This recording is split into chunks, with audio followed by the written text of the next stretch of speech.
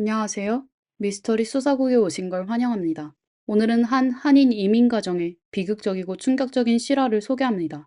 아메리칸 드림을 쫓아 미국에 정착한 이 가족의 이야기는 다큐멘터리로 제작되어 미국에서 방영되었고 2023년 개봉한 한국 영화 오픈 더 도어의 영감이 되기도 했습니다.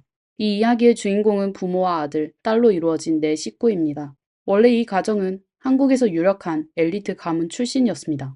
아버지는 부유한 집안 출신으로 고위 군인이었다가 약국에서 근무하게 되었습니다. 어머니 역시 약학 관련 직업에 종사하고 있었습니다. 이들은 서울의 고층 아파트에 거주하던 중 비극적인 사건을 겪게 됩니다. 비극은 이들의 첫째 아들이 초등학생일 때 일어났습니다.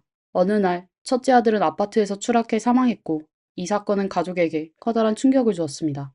가족에게는 당시 어린 딸, 사진 속의 소녀만 남았습니다. 당시 한국 사회에 뿌리 깊게 자리 잡은 남아선호 사상, 특히 군인 출신으로 매우 전통적이고 가부장적인 아버지에게는 이 상황이 더욱 받아들이기 어려웠습니다. 가문의 대를 이을 아들이 없다는 사실을 견딜 수 없었던 그는 아내에게 다시 아들을 낳으라고 강요했고 아내는 이를 거부할 경우 이혼하겠다고 위협하기까지 했습니다. 남편의 요구를 들어주기 위해 어머니는 다양한 방법을 시도하기 시작했습니다. 임신에 도움을 줄 것이라는 영양제와 약물을 섭취하고 간절히 기도했습니다. 그 노력 덕분인지 마침내 이들 가족에게 아들, 즉 사진 속의 막내 아들이 태어났습니다. 이때 특별한 일이 벌어졌습니다. 막내 아들은 이미 세상을 떠난 첫째 아들과 완전히 같은 위치에 몽고반점이 있었습니다. 이로 인해 부모는 막내 아들이 죽은 첫째 아들의 환생이라고 믿게 되었고 막내 아들을 지극히 사랑하며 키웠습니다. 이후 이 가족은 고통스러운 기억이 가득한 한국을 떠나기로 결심하고 미국으로 이민을 갑니다.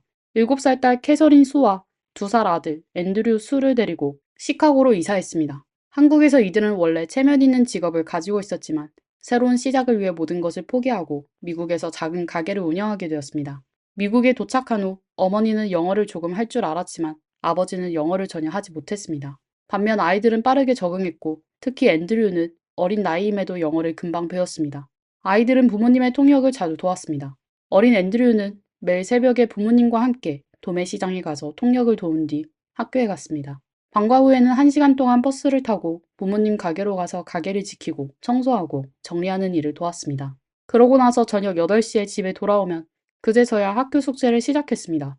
그럼에도 불구하고 그는 학교에서 항상 우수한 성적을 유지하며 매우 똑똑하고 착한 아이로 평가받았습니다. 하지만 딸 캐서린은 아버지와 좋은 관계를 맺지 못했습니다. 아버지와 캐서린은 자주 충돌했고 앤드류는 나중에 이렇게 말했습니다. 아빠가 누나를 싫어한다고 생각했어요. 아버지와 딸의 관계가 얼마나 나빴는지 알 수 있는 대목입니다. 예를 들어 아버지가 딸에게 지시를 내릴 때도 아들인 앤드류를 더 명백히 편애하는 태도를 보였습니다. 이런 일들로 인해 가족 간의 갈등이 더욱 심화되었습니다. 앤드류는 어릴 때부터 매우 착실해서 아버지가 시키는 일을 군말 없이 다 해냈습니다. 하지만 캐서린은 달랐죠. 아버지가 무언가를 시킬 때마다 왜 제가 이걸 해야 하죠? 라며 대들었습니다. 이런 태도는 아버지를 화나게 했고 그는 늘 넌 내 딸이 아니야 라고 말하곤 했습니다. 심지어 자주 캐서린을 때리기까지 했습니다. 아버지는 극도로 독재적인 성향을 가지고 있었고 항상 여긴 내 집이야. 너희는 내 말을 들어야 해 라고 강조했습니다. 조금이라도 마음에 들지 않으면 크게 화를 냈습니다. 캐서린은 부모님의 엄격한 통제에 불만을 품었고 왜 자신의 부모님은 다른 미국 부모님들과 다르게 항상 자신에게 그렇게 많은 것을 요구하는지 이해하지 못했습니다. 한 번은 캐서린이 중학생일 때 집에 전화가 걸려왔습니다. 아버지가 전화를 받았는데 상대방은 한 남자아이였습니다. 그는 대뜸 따님 어디 계세요? 라고 물었습니다. 알고 보니 캐서린의 남자친구로 스페인계 동급생이었습니다. 아버지는 이 말을 듣자마자 크게 화를 내며 캐서린이 어리다는 이유로 공부도 안 하고 이런 예의 없는 녀석과 교제하고 있다고 생각했습니다. 그는 캐서린을 불러 크게 꾸짖으며 내가 힘들게 널 미국까지 데리고 왔는데 네가 여기서 창녀짓을 하다니 라고 욕하고 그녀를 때렸습니다. 하지만 이번에 캐서린은 가만히 있지 않았습니다. 분노한 그녀는 아버지의 티셔츠를 확 잡아 찢었고 아버지의 가슴에서는 피가 흘렀습니다. 캐서린은 아버지의 모욕을 참을 수 없었고 감정을 폭발시켰습니다. 아버지는 더욱 흥분해 캐서린을 기름통 앞으로 끌고 가 그녀에게 휘발유를 뿌린 뒤 라이터를 꺼내며 협박했습니다. 오늘 너랑 나랑 같이 죽는다. 다행히도 라이터가 점화되지 않았는데 이는 아버지 손에 기름이 묻었기 때문일 가능성이 있습니다. 이때 어머니가 싸움 소리를 듣고 방으로 달려와 이 비극을 겨우 막아낼 수 있었습니다. 그 당시 캐서린은 구석에 웅크리고 앉아 울고 있었고 어머니는 남편에게 이렇게 말하며 달랬습니다. 이제 됐어요. 캐서린은 포기해요. 걔가 하고 싶은 대로 하게 돼요. 어차피 18살이 되면 결혼해서 집을 떠날 거고 더는 우리 가족이 아니게 될 테니까요. 이 사건 이후로 캐서린과 아버지의 관계는 완전히 끊어졌습니다. 같은 집에서 살고 있었지만 두 사람은 마치 남남처럼 지냈습니다. 시간이 흘러 앤드류가 15살, 캐서린이 20살이 되었을 때 아버지는 말기 위암 진단을 받았습니다. 앤드류는 방과 후 거의 모든 시간을 아버지의 병상 곁에서 보냈습니다. 아버지가 깨어났을 때 아무도 곁에 없을까 걱정되어 그는 자신의 손과 아버지의 손을 끈으로 묶어 놓았습니다. 아버지가 조금이라도 움직이면 자신도 바로 깨어날 수 있도록 하기 위해서였습니다. 앤드류의 효심은 지역 한인 사회에서 큰 화제가 되었고 심지어 뉴스에도 보고되었습니다. 기사의 제목은 아버지, 제가 의대에 합격하는 날을 꼭 보셔야 해요 였습니다. 이에 반해 캐서린은 병에 걸린 아버지를 한 번도 찾아오지 않았습니다. 아버지가 돌아가신 뒤에야 병원에 나타났습니다. 그녀는 몇 초 동안 무표정한 얼굴로 서 있다가 그래요, 알았어요 라고 말하고는 병원을 떠났습니다. 아버지는 임종 직전 앤드류에게 이렇게 말했습니다. 엄마는 이제 너에게 맡기마. 이제 너는 이 집안의 기둥이야. 앤드류는 아버지의 손을 꼭 잡고 대답했습니다. 아빠 걱정하지 마세요. 제가 엄마를 잘 보살필게요. 이 말에 아버지는 마지막 순간에 조금이나마 안정을 찾을 수 있었습니다. 아버지가 세상을 떠난 후 어머니는 남편의 죽음과 이민 생활의 고난을 받아들이지 못하고 크게 낙담했습니다. 하지만 그녀는 한국에서 약사로 일했던 경험을 떠올리며 다시 일어설 결심을 했습니다. 미국에서 관련 일을 시도해보려 했던 것입니다. 그러나 어머니는 영어가 서툴러 미국 약사 시험에 합격하지 못했고 대학 근처의 작은 세탁소를 열어 생계를 이어갔습니다. 그럼에도 그녀의 삶은 여전히 고단했습니다. 남편의 죽음은 그녀에게 큰 충격이었고 그 사실을 받아들일 수 없었던 그녀는 매일 밤 집에 돌아와 4시간 동안 남편의 장례식 영상을 틀어놓으며 고인을 추억했습니다. 앤드류는 어머니가 그렇게 슬퍼하는 모습을 보며 가슴이 찢어지는 듯한 아픔을 느꼈습니다. 그는 어머니 앞에 무릎을 꿇고 간절히 부탁했습니다. 엄마, 제발 울지 마세요. 엄마가 우시면 저도 너무 힘들어요. 아버지가 돌아가신 후 어머니는 점점 앤드류에게 크게 의지하게 되었습니다. 한편 누나 캐서린은 아버지가 없는 자유를 만끽하며 완전히 제멋대로 살기 시작했습니다. 그녀는 이제 아버지의 통제를 받지 않아도 된다고 느꼈고 밤 늦게까지 외출하거나 방탕한 생활을 했습니다. 겨우 고등학교를 졸업한 후에도 드물게 집에 돌아와서는 어머니에게 돈을 요구할 뿐이었습니다. 얼마 지나지 않아 캐서린은 헬스장에서 자신보다 7살 많은 백인 남성 로버트 오두베인을 만나게 되었습니다. 로버트는 헬스장의 매니저로 유머러스하고 매력적이며 폭넓은 사교관계를 가지고 있었습니다. 두 사람은 빠르게 사랑에 빠졌습니다. 어느 날 13살의 앤드류는 평소처럼 학교가 끝난 후 세탁소에 들러 어머니를 도우러 갔습니다. 그런데 세탁소 밖에 경찰차가 가득하고 경고 테이프가 가게 주변을 봉쇄하고 있었습니다. 그는 충격을 받았고 멀리서 캐서린이 로버트의 품에 안겨 흐느끼며 울고 있는 모습을 보았습니다. 앤드류는 그 자리에 얼어붙은 채 서 있었습니다. 그때 로버트가 다가와 말했습니다. 너희 어머니께서 사고를 당하셨어. 이제 다시는 돌아오지 못하실 거야. 앤드류의 어머니는 세탁소 안에서 발견되었습니다. 그녀는 옷더미 아래에 숨겨져 있었고 온몸에 37곳의 상처가 있었습니다. 특히 얼굴과 목 부위에 상처가 심각해 거의 참수된 상태였습니다. 경찰의 추측에 따르면 범인은 범행 당시 피해자 위에 올라타 공격했을 가능성이 높았습니다. 어머니의 시신이 옷으로 덮여 있었는데 이는 범인이 자신의 범행을 감추려고 한 흔적으로 보였습니다. 이는 흔히 아는 사람에 의해 저질러진 범죄에서 나타나는 특징이기도 합니다. 경찰은 수사를 시작했으며 심지어 캐서린도 용의자 중 한 명으로 지목되었습니다. 그러나 그녀는 명확한 알리바이가 있었습니다. 어머니의 지갑은 비어 있었고 세탁소의 계산대도 열려 있었으며 안에는 약 100달러만 남아 있었습니다. 경찰은 이를 강도 사건으로 보고 범인이 강도 과정에서 통제력을 잃고 피해자를 살해했을 가능성이 있다고 추정했습니다. 그러나 단돈 13만 원을 위해 이렇게 잔혹한 범행을 저지른 범인을 경찰은 끝내 찾아내지 못했습니다. 결국 이 사건은 미제 사건으로 남게 되었습니다. 당시 겨우 13살이었던 앤드류는 어머니를 잃은 슬픔을 감당해야 했을 뿐만 아니라 세탁소에 남겨진 빨간 흔적들을 스스로 치워야 했습니다. 그는 경찰이 왜 범인을 잡지 못하는지 분노와 의문을 품었습니다. 앤드류는 캐서린과 이야기를 나누며 어머니를 위해 정의를 세우고 싶다고 했지만 로버트는 냉소적으로 말했습니다. 경찰이 범인을 절대 잡지 못할 거야. 캐서린도 이에 동의하며 말했습니다. 맞아, 앤드류. 범인을 잡는 게 그렇게 쉬운 일이 아니야. 경찰도 못하는 걸 우리가 어떻게 하겠어? 이제 모든 걸 잊고 잘 살아가는 게 더 중요해.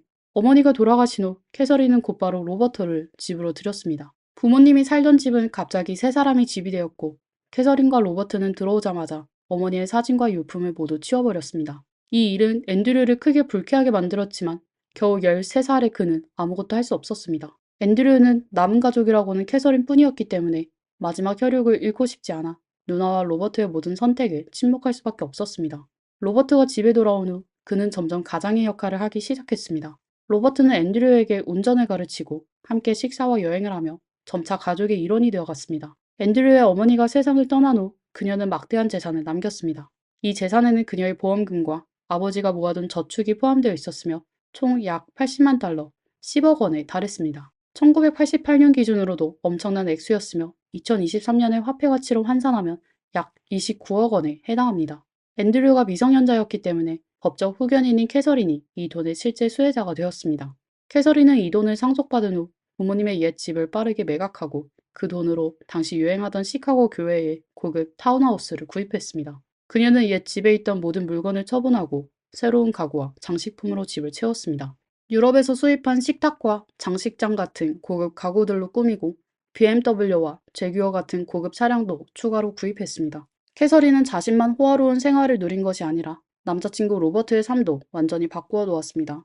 당시 로버트는 대학 학위도 없었고 헬스장 매니저 자리마저 잃은 상태였습니다. 하지만 캐서린은 돈으로 로버트를 위해 나이트클럽을 구입했고 그의 이름으로 등록하고 수백만 원짜리 고급 양복과 벤츠 차량까지 선물하며 그의 이미지를 완전히 바꾸어 놓았습니다. 동시에 캐서린은 앤드류에게도 명확한 기대를 제시했습니다. 난 널 이 지역 최고의 사립고등학교에 보낼 거야. 학교에 들어가면 꼭 미식 축구팀에 들어가서 인기 있는 사람이 되어야 해. 그리고 좋은 대학에 가서 좋은 직업을 가져야 해. 네가 할 일은 그것뿐이야. 앤드류는 누나의 말을 전적으로 따랐습니다. 그는 미식 축구팀에 가입해 뛰어난 활약을 보였고 학업 성적에서도 항상 우수한 성적을 거두었습니다. 아시아 학생이 거의 없던 학교에서 그는 학교의 사회적 무리에 완벽히 어울리며 3년 연속으로 반장을 맡아 학교의 스타로 떠올랐습니다. 같은 학교에 다녔던 한 한국계 학생은 앤드류를 이렇게 회상했습니다. 앤드류는 마치 스타 같아요. 그의 배경은 우리와 같았죠. 우리도 이민자 가정 출신이었으니까요. 하지만 그는 미국 아이들의 세계에 완전히 녹아들어 그들의 리더가 되었어요. 반면 우리는 수학 동아리에나 머물며 주류 사회에 받아들여지지 못하는 주변인들이었죠. 앤드류는 외적으로는 완벽한 이미지를 만들어냈지만 내면 깊은 곳에서는 가족에게 닥친 비극에 대해 상처를 결코 극복하지 못했습니다. 앤드류가 학교에서 뛰어난 성과를 보이고 캐서린과 로버트가 약혼하면서 이 가족은 새로운 삶으로 나아가는 듯 보였습니다. 그러나 로버트의 사업이 점차 자리를 잡아가면서 그와 캐서린 사이의 갈등은 점점 심해졌습니다. 특히 돈 문제로 인한 다툼이 잦아졌습니다. 어느 날 앤드류가 학교를 마치고 집에 돌아왔을 때 로버트가 차고에서 혼자 술을 마시고 있는 것을 발견했습니다. 앤드류는 다가가 물었습니다. 형, 여기서 뭐 하고 있어요? 로버트는 이미 술에 취해 있었고 앤드류에게 앉으라고 손짓했습니다. 앤드류가 자리에 앉자 로버트는 캐서린에 대해 불만을 털어놓기 시작했습니다. 이 모든 게 캐서린 때문이야. 난 그녀를 위해 모든 걸 했어. 그런데 너 그녀가 밖에서 뭐 하고 다니는지 알아? 다른 남자들을 만나고 있어. 로버트는 계속해서 말했습니다. 우리가 왜 아직도 같이 있는지 알아? 네 누나는 내 모든 비밀을 알고 있고 나도 그녀의 모든 비밀을 알고 있기 때문이야. 로버트의 이 말은 앤드류에게 불안감을 안겨주었습니다. 앤드류는 로버트를 진정시키려 했습니다. 형 진정하세요. 술을 너무 많이 드셨네요. 형도 우리 가족의 일원이잖아요. 그렇게 말하지 마세요. 하지만 로버트는 앤드류의 말을 반박하며 소리쳤습니다. 가족? 넌 가족이 뭔지도 몰라. 너나 나나 캐서린에게 이용당하는 것뿐이야. 그녀는 오직 돈밖에 몰라. 로버트가 누나를 이렇게 평가하는 말을 들은 앤드류는 화가 나서 자리를 박차고 나왔습니다. 그는 그들의 끝없는 다툼에 지치고 무력감을 느꼈습니다. 가족 간의 긴장 관계에도 불구하고 앤드류의 학업 성적은 날로 우수해졌습니다. 그는 뛰어난 성적 덕분에 로드아일랜드의 프로비던스 대학에서 전액 장학금을 받고 입학했습니다. 졸업식에서는 전교를 대표하여 연설까지 했습니다. 마치 앤드류가 드디어 행복한 대학 생활을 시작할 수 있을 것처럼 보였지만 캐서린은 끊임없이 앤드류에게 전화를 걸어 로버트에 대한 불만을 토로했습니다.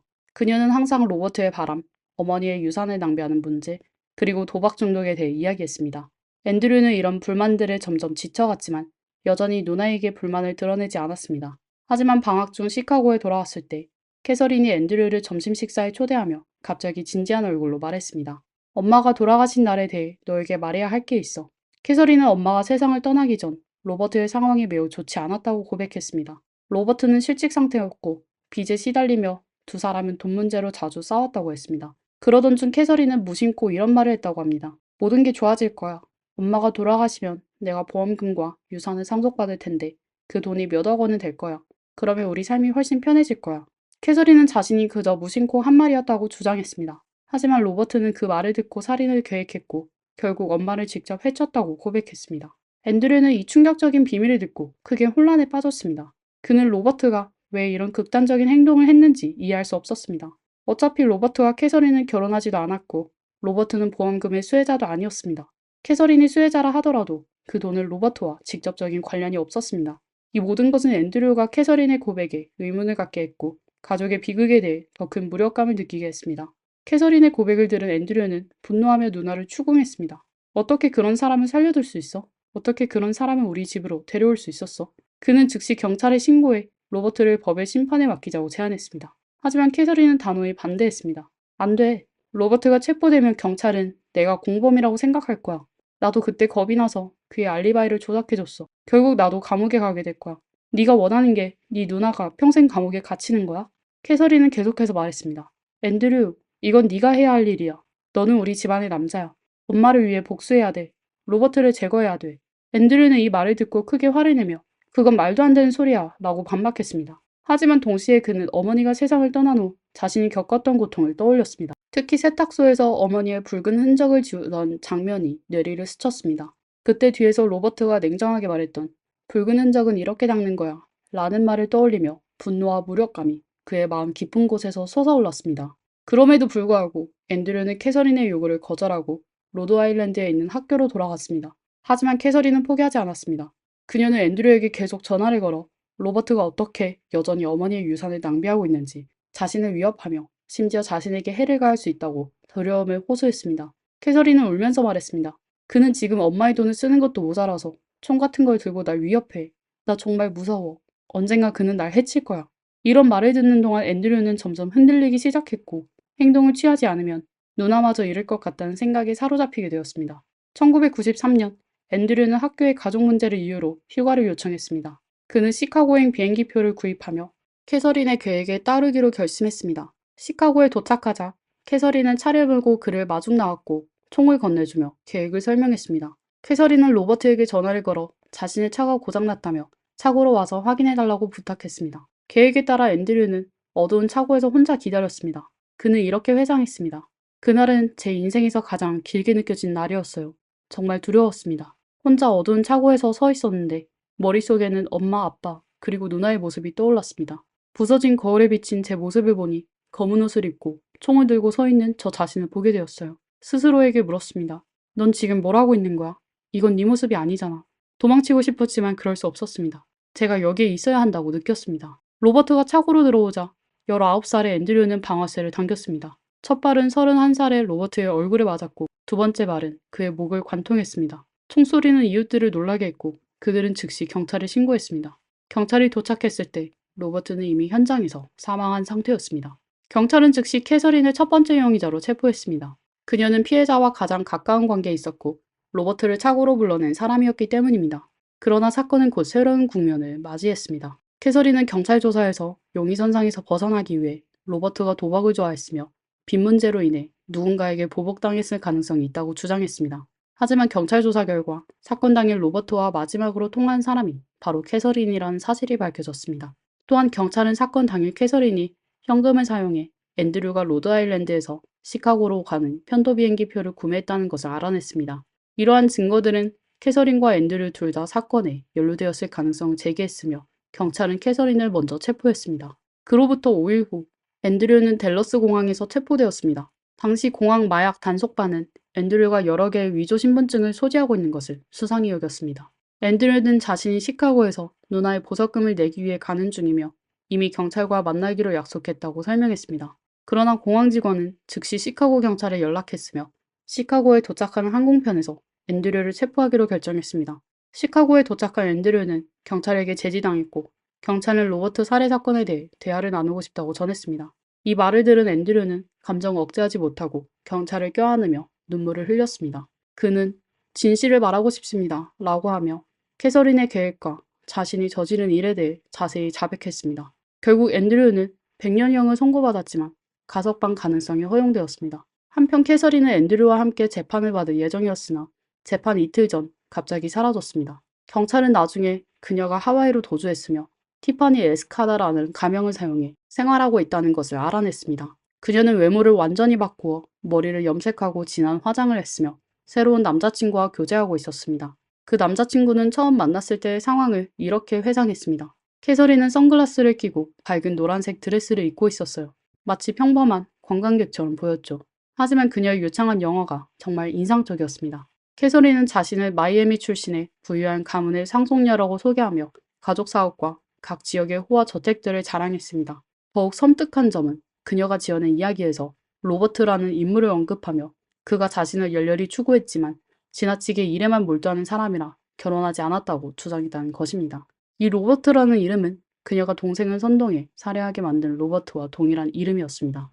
그녀의 이러한 이야기는 사람들을 섬뜩하게 만들었습니다. 캐서린은 하와이에서 6개월간 숨어 지내다가 FBI가 그녀를 지명수배하며 이름과 사진을 공개하자 결국 자수를 선택했습니다. 캐서린은 자수 당시에도 여전히 무죄를 주장하며 나는 결백하기 때문에 스스로 경찰서에 온 것이다 라고 말했습니다. 하지만 법원은 그녀에게 가석방 없는 무기징역을 선고했습니다. 캐서린은 재판 내내 자신의 결백을 주장했지만 이러한 변론은 판결에 영향을 미치지 못했고 그녀는 종신형을 선고받았습니다. 검찰은 캐서린이 어머니의 보험금을 상속받기 위해 어머니의 살해를 계획했을 가능성을 제기했습니다. 또한 그녀가 로버트의 보험금을 노리고 그를 해치도록 다른 사람을 사주했을 가능성도 언급했습니다. 이는 캐서린이 어머니 살해 사건뿐만 아니라 로버트 사망 사건에도 연루되었을 가능성을 시사합니다. 하지만 현재까지도 캐서린의 어머니가 살해된 사건은 미제 사건으로 남아 있습니다. 그렇다면 이 모든 것이 캐서린의 주장대로 로버트 혼자 저지른 일일까요? 아니면 캐서린이 사건의 중심에서 모든 것을 주도했을까요? 많은 사람들은 캐서린이 이 두 사건에서 중요한 역할을 했다고 생각합니다. 특히 로버트가 캐서린의 어머니를 37번이나 잔인하게 공격할 동기가 부족해 보이는 점을 들어 캐서린이 범행에 가담했거나 범인을 고용했을 가능성을 제기합니다. 앤드류는 복역 중 캐서린에게 편지를 보냈고 그녀를 용서한다는 뜻을 전했습니다. 그는 편지에 이렇게 썼습니다. 어떤 일이 있더라도 당신은 여전히 내 유일한 가족입니다. 그러나 캐서린은 차갑게 한 문장으로 답했습니다. 당신은 누구죠? 난 동생 같은 건 없습니다. 앞으로 나를 찾지 마세요. 나 혼자 살게 두세요. 이후로 캐서린은 모든 방문객과의 면회를 거부했습니다. 앤드류는 현재까지 30년 이상 복역 중입니다. 그는 수감 생활 동안 검안사 자격증을 취득하고 여러 교화 프로그램에 참여했으며 교도소 내 호스피스 부서에서 자원봉사를 했습니다. 그는 모범수로 평가받으며 자신을 바꾸기 위해 노력하고 있습니다. 몇 년 전 한국 사회가 그의 이야기를 알게 된 후 일부 사람들이 앤드류를 양자로 입양하려는 제안을 하기도 했습니다. 또한 주지사에게 여러 차례 탄원서를 제출하며 그의 조기 석방을 요구했습니다. 그의 형량은 항소를 통해 80년으로 줄어들었지만 여전히 긴 형기입니다. 다만 법적으로 그는 2035년에 가석방을 신청할 수 있습니다. 현재도 한국 커뮤니티는 앤드류의 조기 석방을 위해 힘쓰고 있습니다. 지난달에는 새로 취임한 주지사에게 새로운 탄원서를 제출하며 앤드류에게 두 번째 기회를 줄 것을 요청했습니다. 앤드류는 석방된다면 대학 학업을 이어가고 도움이 필요한 청소년들을 돕는 일을 하고 싶다는 뜻을 밝혔습니다. 여러분은 앤드류의 사건에 대해 어떻게 생각하시나요? 그는 두 번째 기회를 받을 자격이 있을까요? 일부는 그가 큰 잘못을 저질렀지만 성장 과정에서 겪은 조종과 가정 환경을 고려하면 동정할 만한 여지가 있으며 그가 새 출발을 할 기회를 줘야 한다고 주장합니다. 반면 그가 의도적인 범죄에 가담했으니 자신의 행동에 대한 대가를 끝까지 치러야 한다는 의견도 있습니다. 어쨌든 앤드류의 이야기는 많은 이들에게 깊은 인상을 남겼으며 가족, 책임, 그리고 선택의 복잡한 관계를 보여줍니다. 더 알고 싶은 사건이 있다면 댓글로 남겨주세요. 그럼 다음에 또 뵙겠습니다.